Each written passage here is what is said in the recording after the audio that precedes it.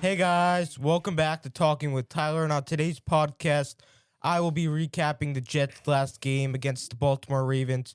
The Ravens ultimately took that game 23-10, and my dad is back. You are Talking with Tyler. Hey, Tyler, how's it going? Glad to be on the show. Unfortunately, talking about another Jets loss. Yes, and it looks like the Jets are going back to their old self.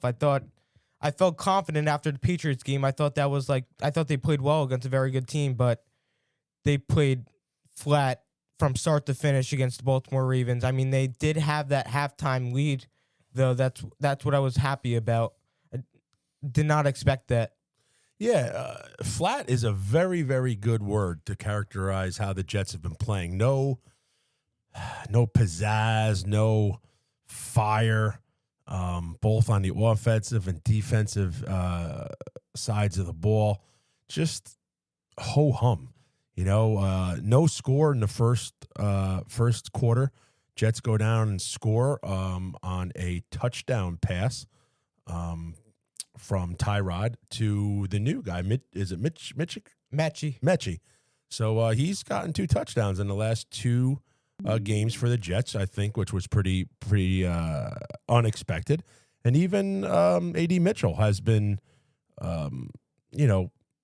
still has, he had 7 targets and only 2 receptions. That could be a microcosm of the passing we have going on as well. But he does get separation, and Mitchie does get open too. So, I mean, we don't have a plethora of wide receivers, but they're adequate. And obviously, Breece Hall, 4 targets, 4 receptions for 75 yards. He had that one real, the catch and the run afterwards, and unfortunately fumbled, and that kind of sealed the Jets' fate there, though. But again, he had over 100 all-purpose yards again this game.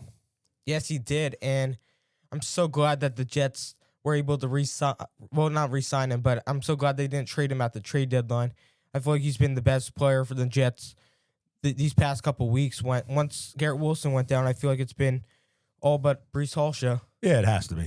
There's those are the 2 guys on the offensive end that are studs. I mean, they're studs on the Jets, and I think they're studs on any other team. And with a quarterback that's able to throw the ball, and a team that's able to run and then do a little play action and throw the ball deep and down the middle, these 2 guys would be probably Pro Bowlers on another team that wasn't 2-9.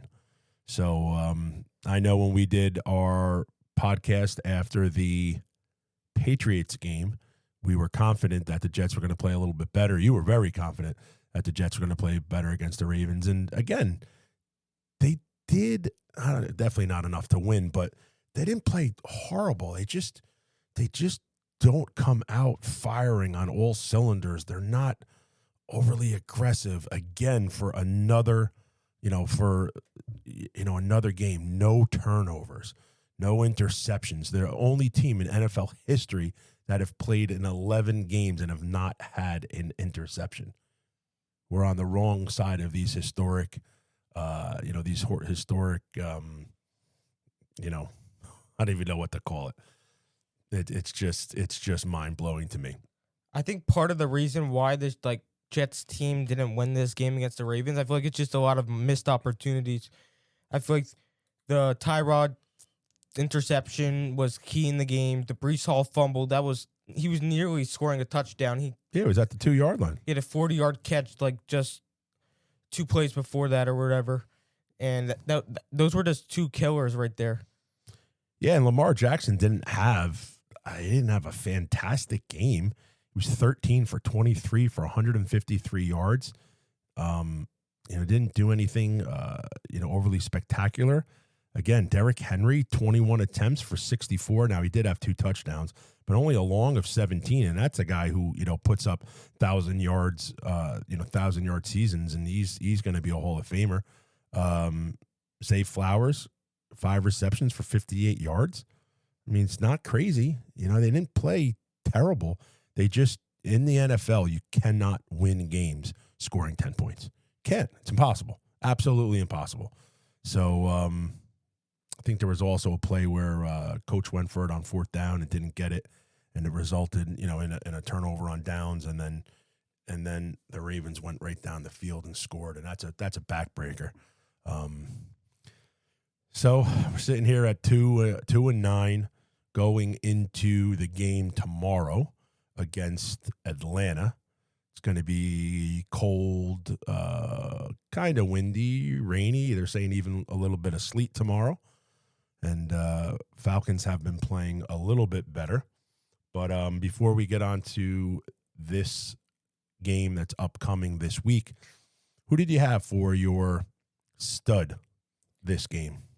My stud of the game is going to go to, I think it's going to go to Breece Hall. I feel like he did have that one fumble, but I feel like he's really been a quality guy. I feel like he's really been getting a lot of chunk yards in almost every single game. I feel like the game before against the Patriots, he had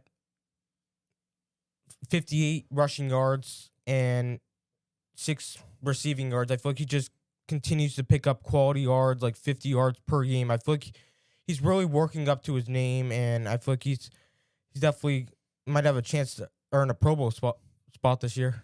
Yeah, I mean, it's tough on a 2-9 team, but he's the jack of all trades there. He's running the ball, he's catching the ball, he's pretty much doing everything, especially with Garrett Wilson, and who knows what the Jets are going to do. They have too much invested in him. He's a perennial Pro Bowler, just a dynamic offensive guy. They might shut him down for the year. I mean, what's the point of ultimately putting him back in there and maybe hurting that knee, and then we don't have our number one receiver? So it looks like it's going to be Adonis Mitchell and Mechie. Alan Lazard. I mean, he had three throws. He had 3 attempts with 1 catch. It's just going to be the Breece Hall show. And now with Tyrod Taylor, I don't really see us running with our quarterback as much as we did with Fields, and it's just falling apart at the seams here. For my stud, I would have to go with Breece Hall too. He's trying to put the team on his back, and hopefully he continues to be a good locker room guy, does what's asked of him. But I just feel bad that this guy puts, such effort in, and there's just no light at the end of the tunnel here for the Jets, unfortunately. Another stud that we could talk about, definitely don't want to jinx him, but our kicker has been perfect. Extra points, field goals the whole entire season. He's been a bright spot for the Jets. But unfortunately in this league, field goals don't win games. It's nice when you could, knock one in from 50, 55 and, grab 3 points when you can. But you see all these games, the Thanksgiving game and all these other games, the kicker is now a weapon, but it's only, your last resort. And unfortunately that looks like, the Jets' first option is trying to get 3 and, and not driving down the field and punching it in. So, duds, it's hard. I mean, you could point fingers, you could place the blame everywhere. There's no one guy in particular that I could remember from the game that played ultimately poorly. But again, just, defensive backs leaving too much of a cushion. I do think we have started blitzing a little bit more, blitzing off the ends and blitzing with the corners and even linebackers and things like that. I think the Jets need to do that. We need to put pressure on the quarterback, need to try and get these quarterbacks kind of out of their rhythm, out of the pocket. Some quarterbacks are comfortable in that scenario, but not everybody is. So I don't have a particular dud. Do you have a particular dud? My particular dud is the offensive coordinator. I feel like he has to be more creative with the play calls. I feel like the last creative play call that we saw was against the Bengals where Taylor had that catch. I forgot who threw it to him, but I feel like he has to be more creative with the play calls. We haven't really seen a lot of that. I feel like it's just been a lot of straight handoffs to Breece Hall. I think they have to really mix it up. Yeah, I agree. I think that could also be a microcosm of just not having the horses on offense, not having your star wide receiver. Your 1 and 2, your 2 and 3 wide receivers are guys that ultimately haven't been with the team for more than a couple weeks. Our tight end Rucker and Taylor have been playing well, but they can't. They're not a featured. They're not a wide receiver. They're obviously a tight end. They're not. It's not Travis Kelce out there. So yeah, it's tough sledding here. It's now 2-9, so 11 games in, 5 more games to go to the end of the season. I hate to even say this, but it's kind of almost gone pretty quickly. Season's been over since October for the Jets, but we got a home game on Sunday. We have another home game following. I believe it's Miami. And then one last home game against the Patriots, who are maybe at that point aren't even really playing for anything. They're going to be in the playoffs, but they could be vying for maybe home field advantage or a first round bye. So we'll see where that game ultimately goes as well. But Jets have to play for pride. Seems like the coach is definitely pushing that, trying to talk about character players and locker room guys. And I don't know. It's going to be tough. And like they always say, the tape doesn't lie. So at the end of the season, if guys are looking to go elsewhere, they're looking to get contracts and things like that. The highlight reel and the tapes don't lie. So we'll see who's playing and who's trying to, self-preserve out there. Yeah, and I actually think the Jets are going to be able to stop Bijan Robinson. He might have had an awesome season, but I feel like the Jets have really, the past few games, I feel like they really limited the running backs to under 100 yards. Ever since the bye, they've limited running backs to under 100 yards. The last time they gave over 100 yards to a running back was against it was a while ago. Cowboys. That was in week 5. A lot of time has passed since then, and I think the Jets have run defense has definitely gotten a lot better, and I think the Jets are going to be able to stop this Bijan Robinson. Yeah, and Kirk Cousins is another stint here, with another team trying to show what he could do. There was actually even a little bit of talks of him maybe coming even to the Jets, but I don't know. We'll ultimately see how the Jets play tomorrow in MetLife Stadium. Hopefully the Jets fans will be out there and not selling their tickets to the opposing teams. Hopefully the weather kind of cooperates. It's not looking good as of right now, but we will be in J4 tailgating with the Bradleys. If anyone is out there and wants to stop by, talk about the Jets. Yes, we'll definitely be there. And another thing that I want to talk about before the show ends, I think the Falcons just ruled out Drake London, their top wide receiver, for tomorrow's game.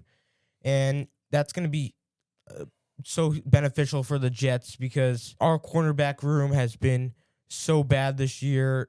When Sauce left, they just been shredded. And it's definitely going to help this cornerback room. Don't have to worry about wide receivers running for 100s of yards. Yeah, I mean, listen, the Jets have to play whoever's out there on the field. We're not in a position at 2-9, saying who's good and who's not. We have to stop whoever's out there on the field, and hopefully the Jets have been watching the tape and have a game plan to try and shut down the Falcons, and hopefully come out and with some heart, and some character, and some speed and some aggression, and hopefully, come out fast, come out where they're going to put points on the board and change the kind of the narrative of the game. We've always been, it's been a tight game, and then we go down, and then when we go down 2 scores, it feels like it's insurmountable. It'd be nice to kind of put up, 7-10 points before the opposition does that, and maybe kind of, flips the script a little bit. I would love to see that. Me too. Thank you guys all for listening out there to this podcast. Jets will be taking on the Atlanta Falcons tomorrow at 1 o'clock at MetLife Stadium. Let's hope the Jets fans are rocking. We have to make some noise for this Jets team. They need some motivation to get back on the winning path. Let's do a Jets chant, Dad, to close off the show. Jets, Jets, Jets, Jets.